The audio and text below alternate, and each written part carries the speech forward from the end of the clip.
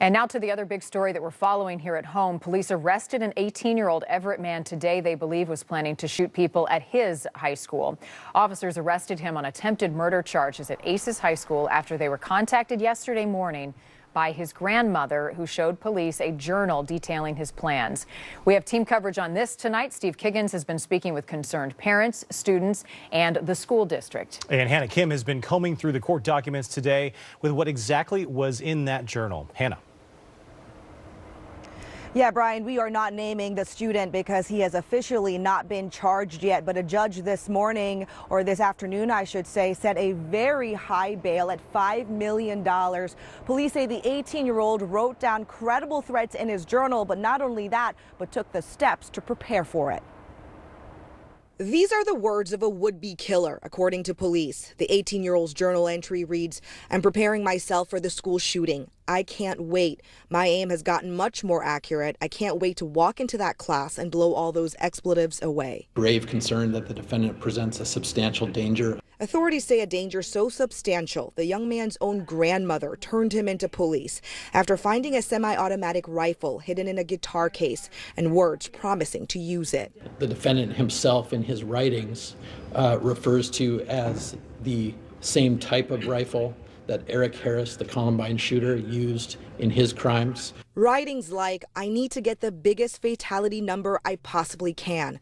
I'm learning from past shooters, bombers' mistakes, so I don't make the same ones." Police say the Aces alternative high school student did a coin flip to decide whether he would target Kamiak High School or Aces, mentioning that Aces won the flip. Today in court, the defendant's attorney says her client was only venting and musing. There is no ammunition. There's nothing else to suggest other than the defendant's statements in his journal. A journal entry alone is usually not enough for someone to face attempted murder charges, but police say it's all about what the student did in conjunction with the writings.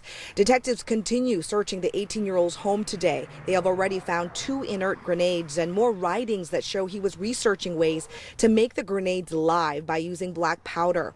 Police say he also wrote about using pressure cooker bombs. I would also argue that the robbery itself is a substantial step in an effort to raise funds. In the course of searching the student's home, detectives discovered that the defendant is also behind an AM/PM robbery from Monday night. The prosecution's theory is that the young man was trying to raise more money to buy materials for his shooting plot. Tonight, Everett police is applauding the boy's grandmother for saving lives. That would have probably been one of the hardest calls she probably has ever made, but I think that the content of the journal and some of the other evidence that was in the house was enough that she was alarmed enough. You know, police say the defendant has admitted to robbing the AM/PM, saying that he felt powerful during the course of that crime. They also mentioned to me that when he was arrested, he managed to slip one of his hands out of his handcuffs and tried to escape and even kicked one of the officers who was trying to take him down. So prosecutors say, look, he's a very dangerous guy and they want him to remain behind bars. In Everett, Hannah Kim, Q13 News. And district officials alerted parents to the suspect's arrest yesterday in an email. Yeah, but families only learned today about the gravity of what could have happened today. Steve Kiggins has been following the Everett community's reaction to the thwarted attack. He's live outside Aces High School with more. Steve. Yeah, that's right, Brian. I spoke with a high school senior that goes to Aces here. He also tells me he actually knows this suspect. They actually spent some time in a class together. And the student I talked to told me he just couldn't believe that his classmate would ever do something violent. I feel like I might have been able to help him with this stuff that he was going through if he would have let somebody know. Colton Luquette says the suspect never gave him any impression that he intended to carry out a plan to attack his classmates at Aces High School. We would just sit in third period together and just listen to music. This was a student that nobody would have suspected. The alleged plan was never on the radar of teachers, students, or school staff either, until police say the suspect's grandmother read his journal and called 911. I know that it had to have been really hard for her to do that. To turn in her grandson like that. But she, quite honestly, probably saved a lot of lives, including her own grandson. My heart goes out to that woman, and I'm grateful to her because she saved all those kids' lives, all of them. Colton's mom, Crystal Frost, says she didn't find out about the suspect's alleged plan until she checked social media. The Mukilteo School District says they sent emails to families yesterday, and officials are praising this grandmother's actions. It only took one grandmother to maybe save a whole bunch of lives. It's because a family member cared about their student. That's why district officials say the alleged plot had been thwarted. Frost says she has no problem nosing into her kids' lives. It's all meant to keep them safe. She saved countless lives here, if not even her grandson's. I mean, who would have known what would have happened to him if he actually carried it out? So classes here at ACES were on schedule, just like normal today, but the students and the parents that I talked to tell me nothing about what could have happened makes them feel normal. We're live in Everett tonight, Steve Kiggins, Q13 News.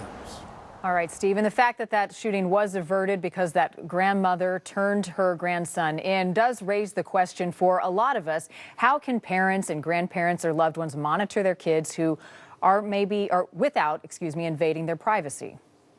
We do get a lot of concern from parents and caregivers about that feeling like you're violating their privacy. I think the grandma in this case followed her intuition. There was clearly something that was sending her gut a message.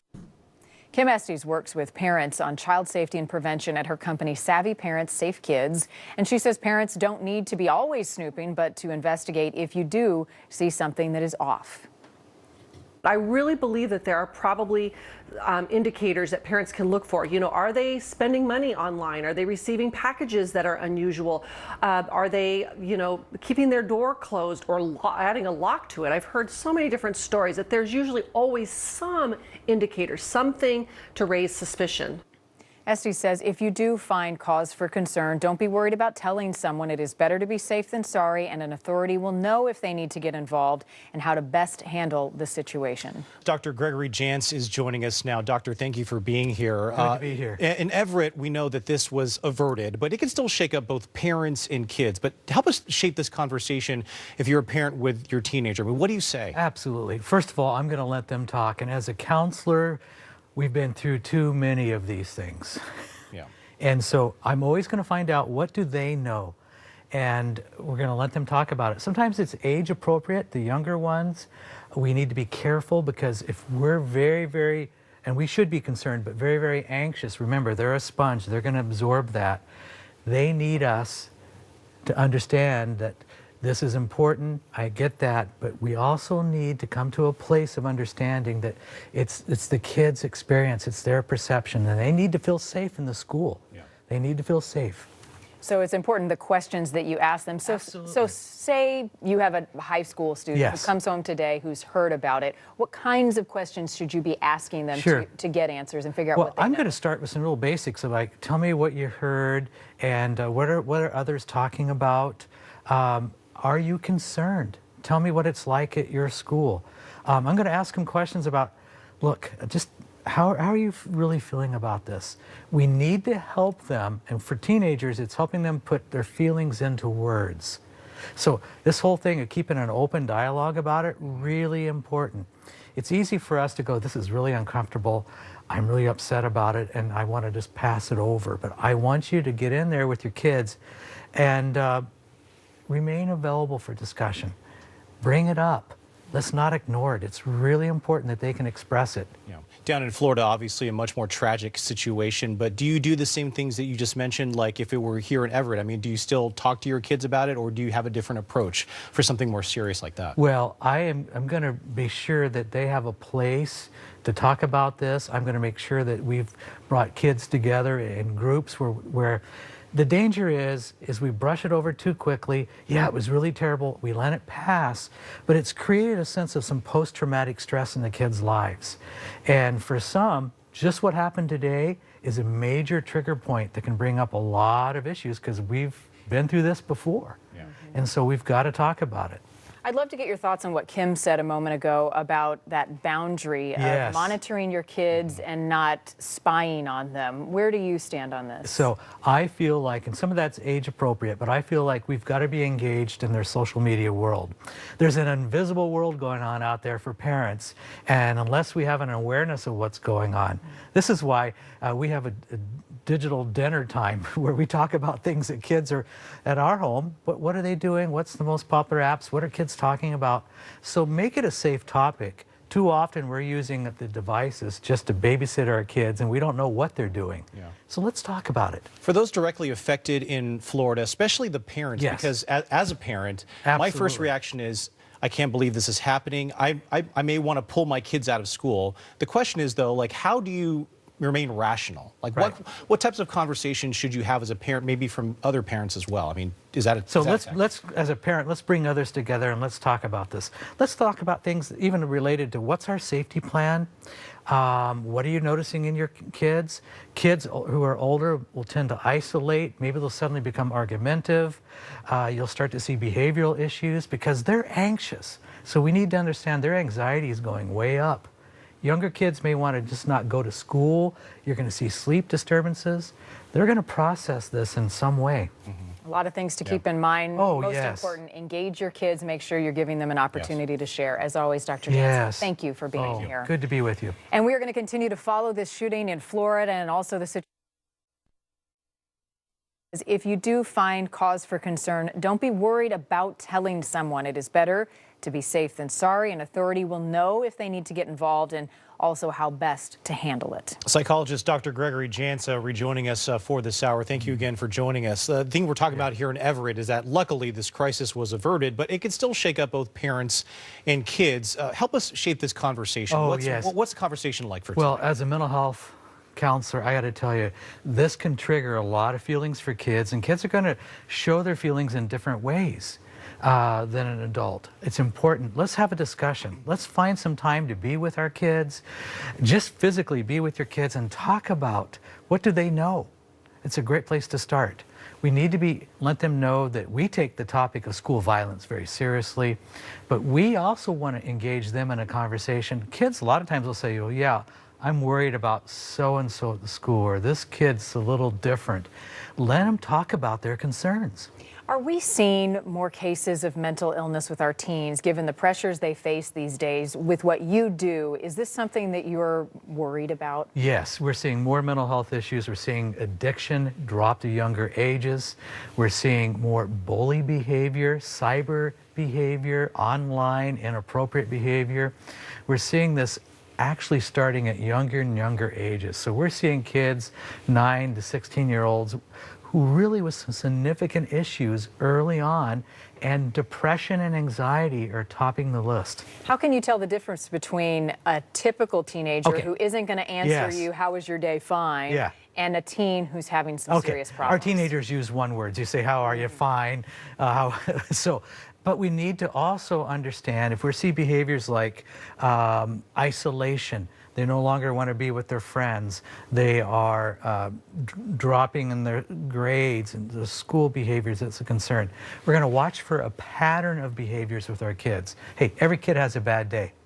Every kid's going to have a bad few days, but a pattern of behaviors. We're going to look also for what they're not saying. Remember, kids don't always put all their feelings in words. We need to help them.